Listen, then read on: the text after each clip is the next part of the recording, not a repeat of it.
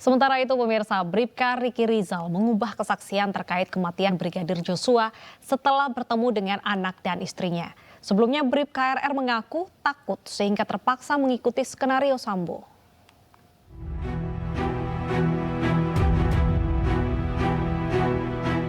Tersangka pembunuhan Brigadir Joshua, Bribka RR, kini berbalik dan tidak lagi mengikuti skenario Verdi Sambo terkait penembakan Brigadir Joshua Huta Barat alias Brigadir J. Menurut pengacara Bribka RR, Erman Usman, Bribka Riki sempat menangis saat anak dan istrinya meminta Bribka Riki untuk berkata jujur terkait kematian Joshua. Erman mengungkapkan saat awal mula kasus mencuat, kliennya terbawa skenario Verdi Sambo, di mana saat itu kematian Brigadir J setelah baku tembak dengan Barada Eliezer. Erman menceritakan kronologi sejak kepulangan Bribka Riki bersama rombongan Putri Chandrawati dari Magelang hingga tiba di rumah pribadi Verdi Sambo di Jalan Saguling.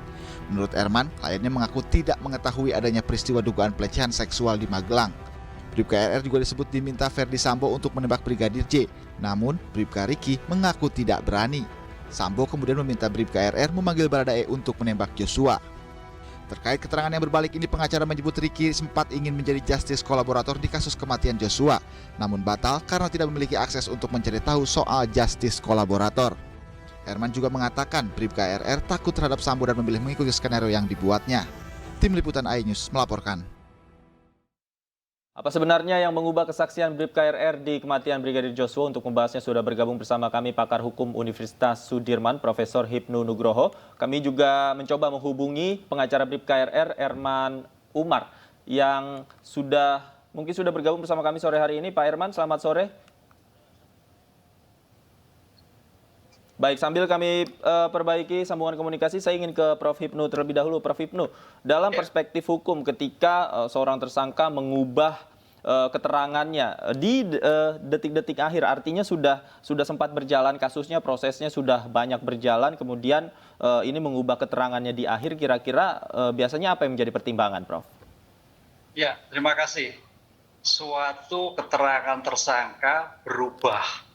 Karena memang namanya tersangka itu selalu berpikir apakah akan mengakui, apakah akan mengingkari.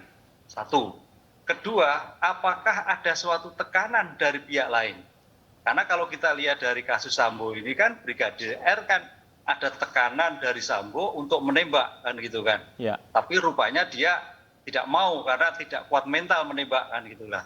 Lah, oleh karena itu dalam suatu pembuktian, berita acara berubah itu tidak masalah. Bahkan dicabut pun juga tidak masalah.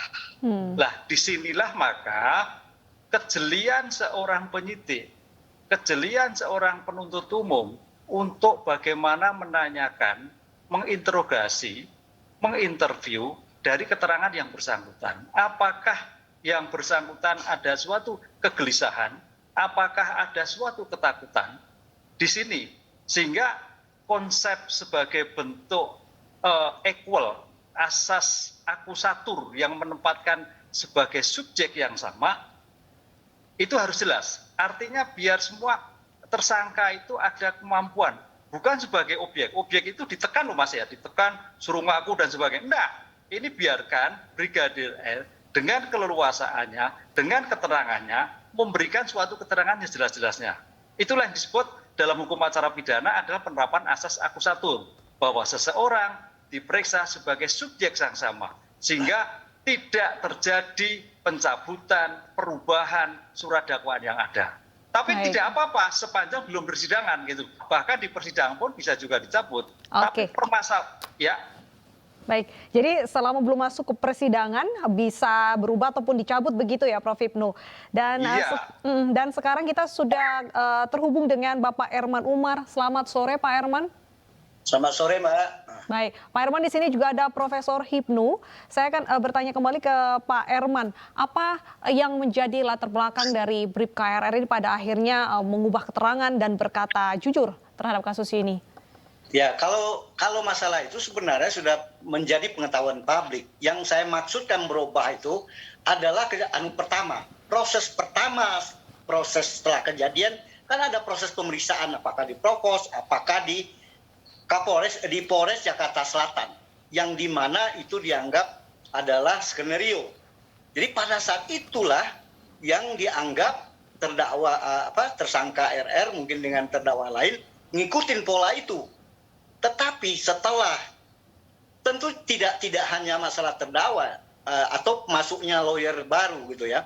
Sejak saya kira semua institusi pemerintah, semua lembaga, LSM, Komnas HAM, Kompolnas juga berusaha bagaimana proses kejadian itu bisa berjalan menghindari skenario yang kelihatannya setelah terbongkar itu diminta supaya berjalan on the track, tidak ada rekayasa, ini tantangan bagi pihak kepolisian. Saya kira ini jadi bersama, ini sudah merupakan upaya bersama dari bangsa kita. Kemudian mulailah terkuat. Nah, sejak mulai terkuat itu apalagi pada saat selanjutnya keluarga terdakwa, keluarga saudara RR, istri dan adiknya diutus oleh orang tua supaya didatangin dan minta bahwa dia harus berbicara benar, dia harus berbicara apa adanya. Bagaimanapun disampaikan bahwa kita juga keluarga polisi, bapak kamu almarhum Kapolsek, jadi jangan ini dianggap kamu ikut membunuh atau ikut bersama-sama, tapi bukalah kalau apa memang fakta yang sebenarnya, jangan khawatir. Baik, itu Pak Herman. perkembangannya yang Pak Herman, artinya betul ada yang diubah ya?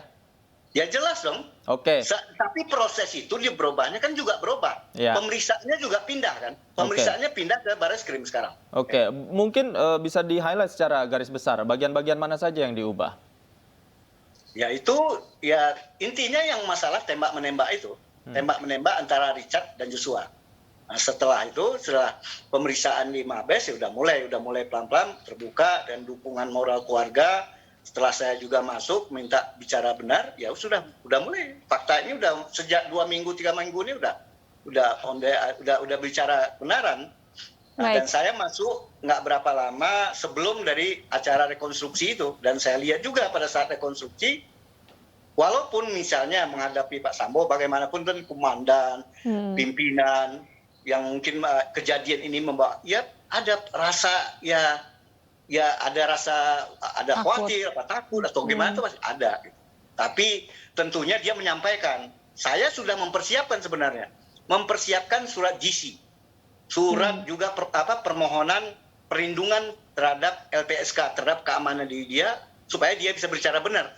Tapi pada saat saya setelah serahkan, pada saat acara rekonstruksi, dia bilang, saya bawa dulu bang, saya bawa dulu ke rutan, nanti saya pelajari. Nah setelah ketemu, setelah saya menyiapkan itu semua, dia menyampaikan ke saya, bang saya sudah di BAP, saya sudah berbicara apa adanya, saya sudah bicara benar. Kalau suatu saat saya terancam, bisa dicabut lagi mana yang benar, atau apalah ada yang intervensi, saya akan pertimbangkan. Baik, saya ke Profesor Hipnu. Dengan berubahnya keterangan dari Brib KRR ini, bagaimana Anda melihat nanti proses hukum ini? Ya, dari keterangan-keterangan itu yang dipakai yang terakhir, Pak. Makanya namanya suatu keterangan saksi, keterangan tersangka, itu adalah suatu ongoing proses sebelum dilimpahkan kepada penuntut umum. Ini, jadi pada saat penuntut umum itulah, maka suatu pemeriksaan sudah selesai. Tinggal pemberkasan surat dakwaan.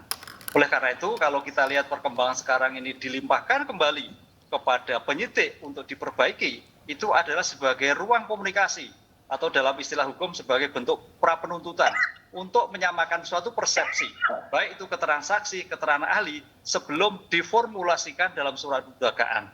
Sehingga hal-hal petikan, kemudian pokok-pokok yang harus disarankan segera harus dilimpahkan dan harus dibetulkan oleh penyidik sehingga perkara ini cepat tuntas kepada penuntut umum dan segera disidangkan. Baik, kita semua menunggu perkara ini bisa segera masuk ke persidangan supaya motif dan juga keadilan bisa ditegakkan. Terima kasih Profesor Hipnu dan juga Bapak Herman sudah bergabung bersama kami di iNews Sore.